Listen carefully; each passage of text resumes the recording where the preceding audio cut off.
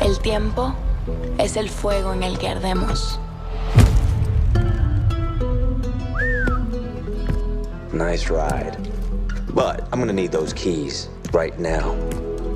I said right now! Every day is danger. So take no risks. Don't fuck up. Don't talk back.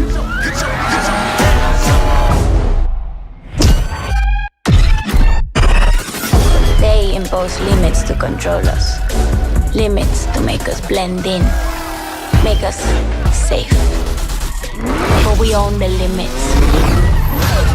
And we'll own the night.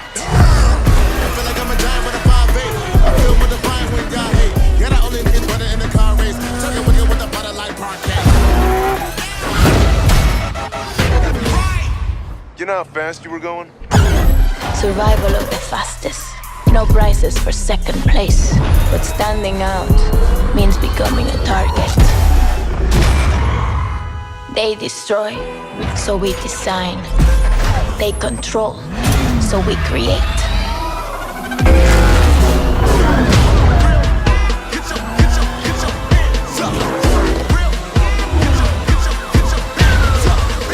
If you catch fire, run. You'll burn faster.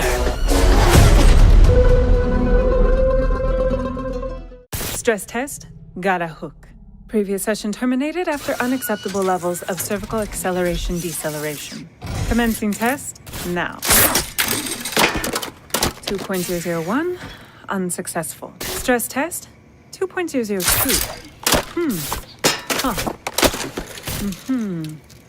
2.217. 217 meets safety design criteria. Volatility test.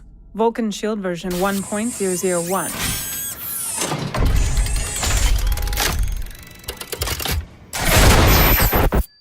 Jordan, if you're watching this, you owe me a drink.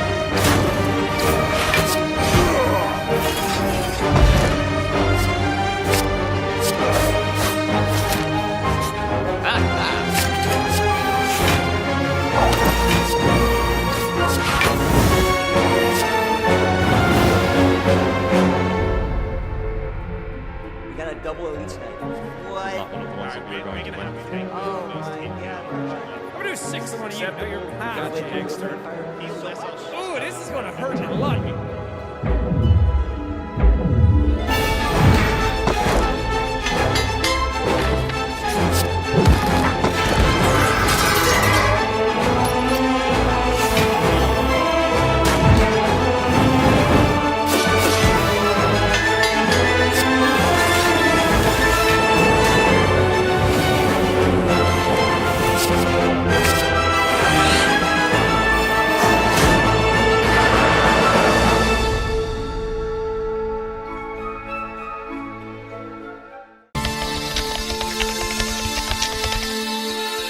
Always nice to meet someone new in the Funplex.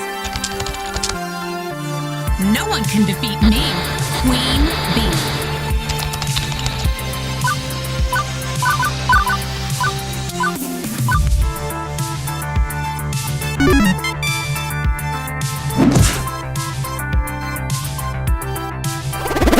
What a disagreeable fellow. Care to dance? I'm here to make all your dreams come true. Everyone has a dream they're chasing. Welcome to the Battlegrounds Tour Agency's tour of Erangel. Now, the island itself is pretty infamous, but on this tour you're going to get up close and personal with Erangel and see the major landmarks from the ground, just like a real Battlegrounds contestant. Only difference is, all of you get to leave the island alive. While we're down here, we'll also dive into some of the history of the island.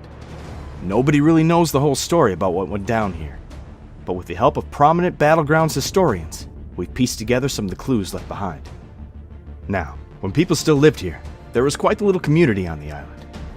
Farmers, laborers, physicians, teachers, even dock workers made up Erangel's economy, and everyone contributed to keep the island a self-sustained place. Even after the military took control of Sosnovka, life kept on like normal for a time. But as the occupying force got more oppressive and more demanding of the population's obedience, well, things started to escalate. Resistance against the military started to rise up, which caused the military to tighten their grip, and so on. Of course, that all ended in 1965 when the bombs started dropping. Anyway, our first stop on the tour is Kameshki. It might look like a sleepy seaside town, but Kameshki was actually quite important to the resistance, as is apparent by their hidden-in-plain-sight base. This was one of several bases set up around the island to monitor what the military was doing and plan strikes against them. And being so close to Stalber, you can bet they were relaying communications of their own. Speaking of, let's head up the mountain. Stalber is one of the highest points on Erangel, and as such was the perfect spot to set up communications arrays.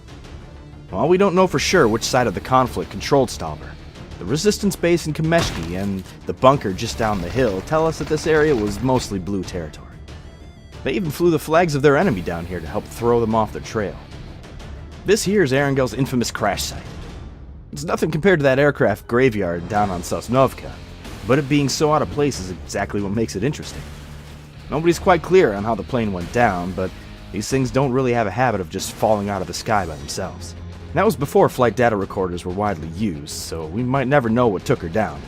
But she's part of the island now, and part of the tour.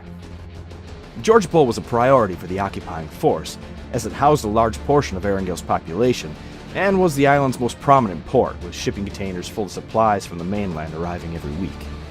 They set up base in the north of the city and put its jail to good use once the blue flags started flying around. Some of you noticed the cameras around. Those are a more recent addition to make sure none of the Battlegrounds action is missed. They get replaced pretty often with all the bullets flying around. Speaking of surveillance and bullets flying, that mountain outside Vigatka was a prime place to set up surveillance, or even a sniper nest. It's a pretty safe bet that the resistance was up there keeping an eye on the Red Eye. That's it for the first leg of our tour. We'll spend the night here in Gatka and start up first thing in the morning. Just remember, the crew does a great job of cleaning up after a battleground, but if you happen to come across a weapon, just assume it's loaded and alert one of your guides immediately. Last thing we need is to cut the tour short to rush someone back for medical attention. The rest of the night is yours. If you're enjoying the tour, be sure to give us a 5-star review and tell your friends that it was the Battlegrounds Tour Agency that helped you explore the Battlegrounds like never before. Good night.